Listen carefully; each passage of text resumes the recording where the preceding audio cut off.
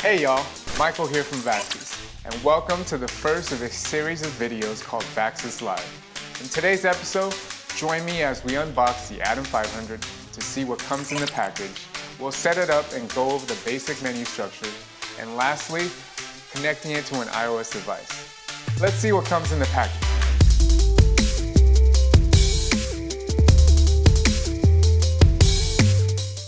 So what I have in my hands is a pair of Atom 500 transmitter and receiver.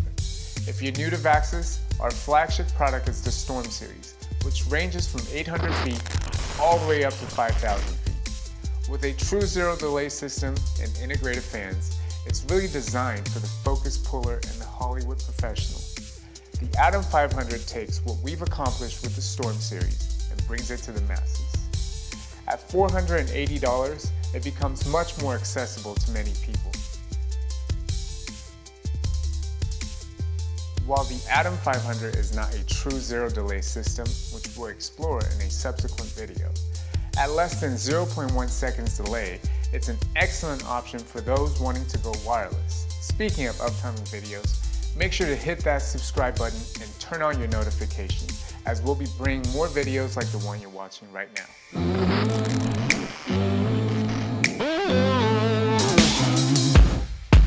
When you open the box, you'll see the instruction manual for the Atom 500, and below it are the transmitter and receivers. We also give you a side bracket that gives you multiple mounting options for your Atom 500. And along with this, we also give you a hot shoe mount so that you can connect it onto your camera. There's also a power cable, and you can use the same cable for future firmware updates. At first glance, the Atom 500 transmitter and receiver may look identical, but if you look closer, on the transmitter side there is an HDMI in and an HDMI out, which allows you to loop through your video to an external monitor. Down here below, you'll find a USB Type-C connector, which allows you to power the Atom 500 as well as connect it to a computer for later firmware updates. Here on the receiver end, you'll see two HDMI outs, which allows you to monitor to multiple outputs. On both devices, on the back there is an NPF style battery, which allows you to power it via battery, so it gives you a lot of different power options. Operationally, the Atom 500 has a total of 3 buttons below the OLED screen, as well as a power switch here on the side. For the purposes of this video, we'll refer to these buttons as left, middle, and right. Alright, so I have the Atom 500 transmitter connected to my camera. And let's go ahead and turn it on.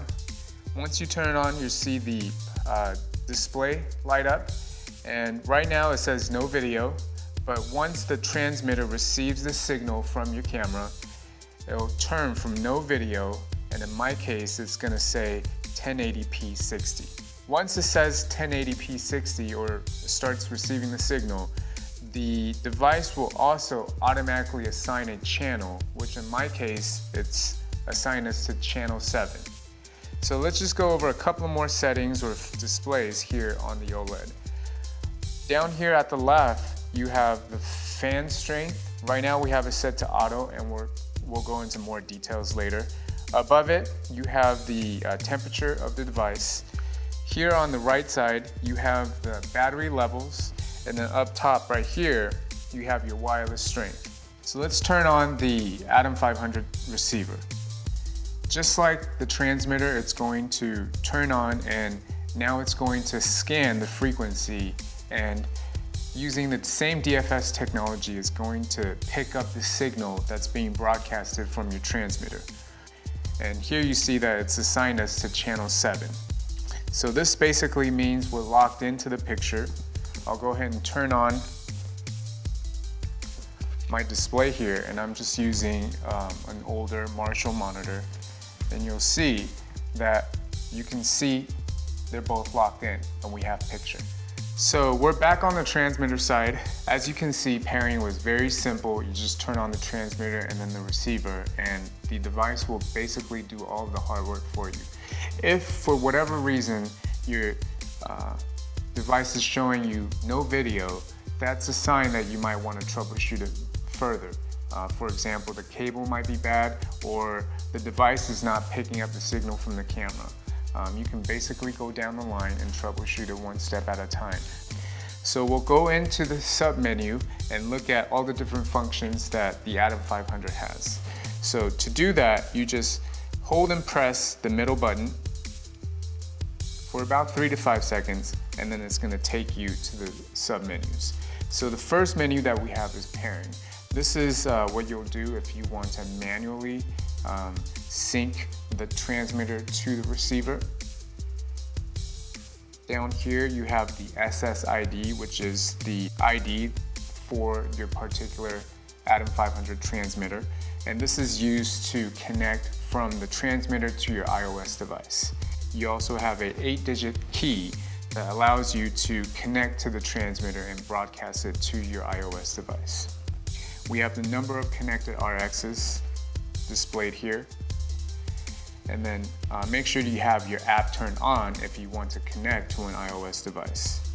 We have the version of the firmware, which right now it's set to 1.15.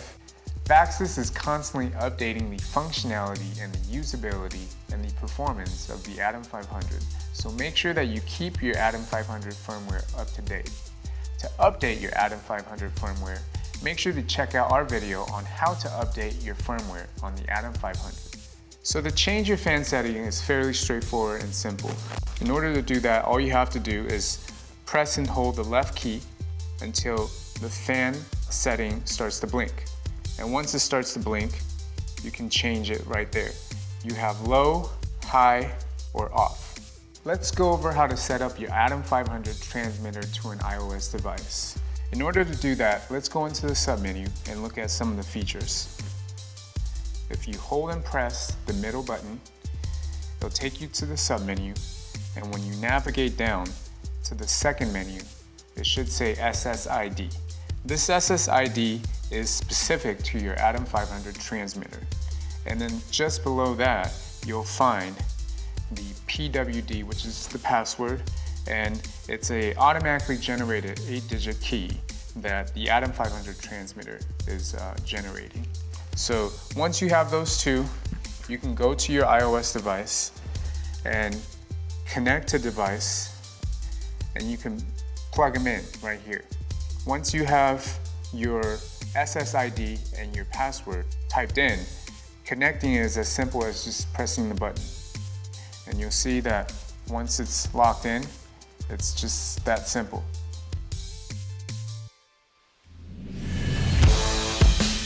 That's it for the basic overview on the Atom 500. Make sure to subscribe to our channel and stay up to date on future videos and tutorials. I'm Michael from Vaxis. I'll catch you on the next one.